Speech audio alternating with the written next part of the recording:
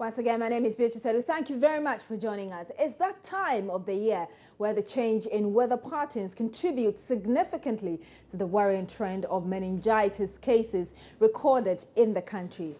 The looming danger remains a public health concern, especially to people who live within the meningitis belt.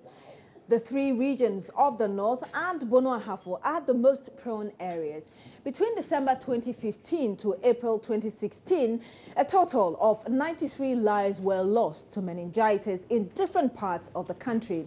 2,184 confirmed cases of the different types of meningitis were recorded in 9 regions and 59 districts in Ghana. Hamatan is here with us again. What is the link between the weather and meningitis? What is currently being done to avert the loss of more lives?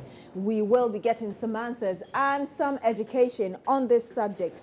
Joining me in the studio now for details is Dr. Farida Abdullahi. She's the head of Public Health Department at the Ridge Hospital. Good morning to you, Doctor, and thank you for joining us. Good morning, and thank you for having me. What has the harmattan or dry weather got to do with meningitis? Well, meningitis becomes more prevalent during the harmattan season because of the dry conditions of the harmattan.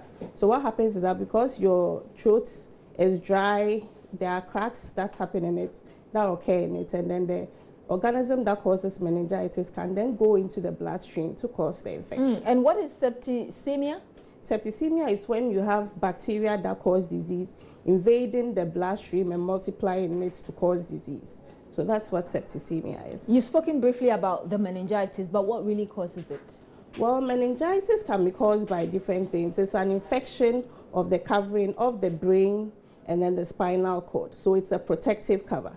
So when you have organisms invading the bloodstream and going to affect that protective cover, then the infection permeates the brain itself, and then you have what we call How do they get the chance to permeate into your system?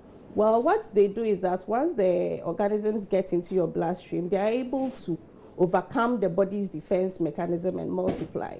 So when they multiply, they are able to cross. There's a barrier between the blood and the brain called the blood-brain barrier. So this serves as a protective mechanism. So it takes very virulent organisms to be able to cross it. So when you get these virulent organisms in your bloodstream, then they are able to cross that barrier, which is supposed to be protective, and then set up the disease in the Is it like the bacteria or the viruses are too strong that they are easily able to, lower your immune system and just get to break you down? No, well, not everybody who comes into contact with these organisms ends up having meningitis. So if you are of the extremes of age, like if you are very young or very old, if your immune system has been compromised by any disease such as HIV, TB, diabetes, or even pregnant women who also have who also have compromised immune systems, then these organisms can then set up the infection in you. Or if the dose of the organism you've come into is so large that it's able to cause overwhelming infection in your body, then it's likely you can get meningitis. And indeed, I was actually coming to that, whether anybody at all can get meningitis. Anybody at all can get it, but then some people are more susceptible to it than others, and those are the people I mentioned. And what vaccines are available? Well, there are vaccines such as the pneumococcal vaccine for those caused by strep pneumonia, and then that's for those meningitis caused by Neisseria meningitidis. So currently, the last outbreak was mainly caused by strep pneumonia. So that's when there are vaccines for children, like the normal immunization schedule we have. So babies at 6, 10, and 14 weeks, they have vaccination free of charge, paid for by government, given to them at these ages. But for adults, it's not part of the schedule. And I remember some time back in 2012 too, when meningitis hits the northern regions, Upper East, Upper West, governments organized and had mass immunization. So those ones are available. That's interesting. So does it mean that if you're even within that belt, yes, the 3 regions of the north, and for instance, like a child, you're vaccinated against meningitis, the conditions could be there, but you will still not get it? Yes, the conditions could be there, but you still not get it. That is, if your body mounted a response when you were given the vaccination. Not everybody is able to mount it, depending on how it was given and all that. There are certain factors. But what does that mean? If you say if your body is able to mount it, does it mean that you could just react to it or you could fall ill? What does that mean? No, what vaccination does is that you are given something to help your body stimulate a response to it, so that the next time when you come in contact with it in a larger dose, your body is able to recognize it immediately and fight against it. Unfortunately, some people, which is the minority anyway, even when you give them vaccination, they are not able to mount the proper immune response, and there are a lot of factors behind that as why some people are not I'll be able interested to know. So one would be if you don't store the vaccine properly. So even though you got the immunization, it may not be potent at the time it is given to you. And so storing has to, that's the public health officer's duty, right? Not only the public health officer's duty, because a cold chain has to be maintained from where the vaccine comes into the country at the port and then when it reaches the final destination. So a lot of things can go from transportation, from where it is picked up in the port area to where it is finally getting to, and where it gets to, where it is stored, if the appropriate facilities are there to store it. And then even if you are picking it from where it is stored to go into the field to give the immunization, whether you kept the cold chain intact, all those things can come into why somebody may not mount a proper immune response. But by and large, a lot of people mount the response. That's why I think the last time it was rather a different pathogen that caused the outbreak and not the Neisseria meningitis. We've already spoken about how many people die from meningitis, different types of meningitis, especially in the 3 regions of the north. But if you've gotten, can you get meningitis more than once? Yes, you can have it more than once, so long as the prevailing conditions are still there, your immune system is still compromised, or you come into contact with it in such large doses that it overwhelms your immune system, even though it is intact. You can get it again. We've spoken about how contagious it is. Yes. How do the viruses and the bacteria spread?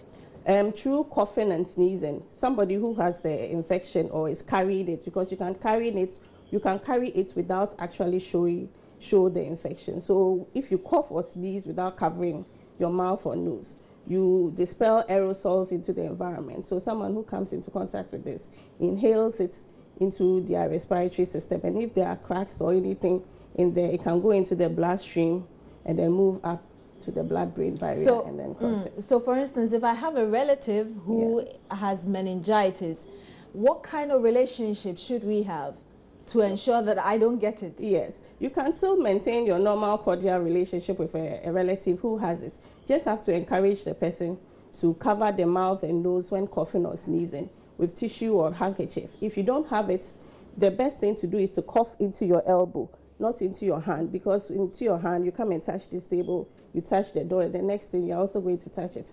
And also for relatives, you should also practice hand washing more frequently, and even those who have the condition, because something may happen, you never know, and then you cough into your hand. So once you wash your hands more frequently with the right kind of soap and not just with scented soap, then you can remove the organisms from your hand and then you won't be infectious. Would you advise that a meningitis patient who has not been to, or who is not confined in a hospital, for instance, is given a separate room or isolated?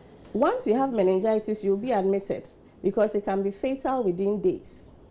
So it's a medical emergency, actually. Once you have it, you are supposed to be admitted in the hospital and given very potent antibiotics and treated for at least 10 to 14 days. So I don't think a person with meningitis will survive in the house that you would have to isolate. It's a medical emergency. You're saying that within 14 days, if you're not attended to, you could die? Not even within 14 days. You could die between that 14 days. The treatment is between 10 to 14 days. So within, some people's own can flare up very quickly within 2 to 3 days. And by the time you realize they are unconscious. So meningitis is a medical emergency. If you have any suspicion that anybody could have it, the best place for management is in a hospital with admission facilities. And indeed, I was coming to the suspicions. How do I know that you have meningitis or a relative has meningitis for me to be able to, go to the hospital early? Yes. Some of the signs are you could have fever of sudden onset and very high fever, so the person will become very hot. And then you could have very severe headache, that even when you are taking paracetamol or something, it wouldn't help cure it. So very severe headache. you have very severe body pains, you could vomit, you could have photophobia, that is your eyes are very sensitive to light, so you have pain when you look at light. You could have seizures, that is you could convulse, and then you could have neck stiffness. So once you see some of these signs and symptoms, you should start suspecting meningitis, especially if it's within the meningitis season of, let's say, October to March. Those are the peak times these conditions happen, but they occur sporadically during the year. Dr. Abdullahi, help us with this. What is the difference between meningitis and meningococcal septicemia? Well, meningitis is, as I said earlier on, the inflammation of the covering of the brain. So that one is it is limited to the brain. But meningococcal septicemia is when you have Neisseria meningitidis invading the bloodstream to cause disease. So break as it it down is for invading, us. okay, so when it when enters the bloodstream to cause disease. So the disease it will cause here is not limited only to the brain.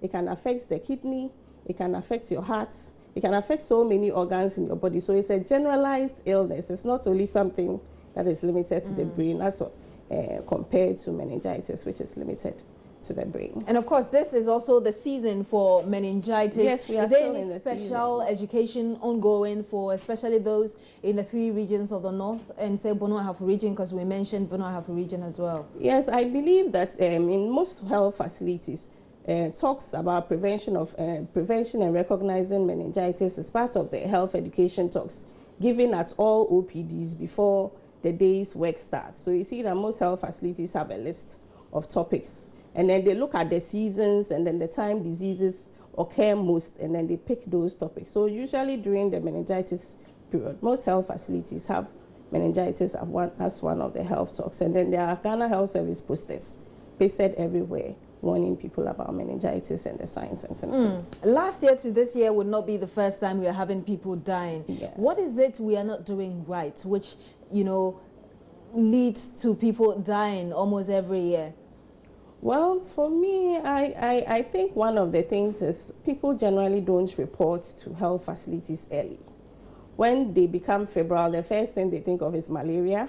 So they'll probably go to a chemist or a pharmacy shop, go and buy the medication without even testing for it. Those who prefer herbal medication will take it. So when the usual 3 days that they expect that they are supposed to be better, it doesn't occur, then they start thinking about going to a hospital or when a complication sets in. And then by the time you get to the hospital, it's a bit late, and then the worst happens. So I think one of the things I would say is we should report to health facilities early. We shouldn't self-medicate. We should go for the right treatment. And I believe the number of deaths caused by meningitis will come down. Your final words, Dr. Abdullahi? My final words will be that we are still in the meningitis season. The danger is not over, so we should just watch out and then practice simple hand washing technique. It saves a lot of lives. It saves a lot of people from getting a lot of infections in the environment. So we should try and wash our hands with running water and soap more often, and I believe we'll all be healthy to celebrate the holidays. Thank you very much, Dr. Farida Abdullahi. Thank you for having me. And Dr. Farida Abdullahi is with the Rich Hospital. You're still watching News Desk on Joy News.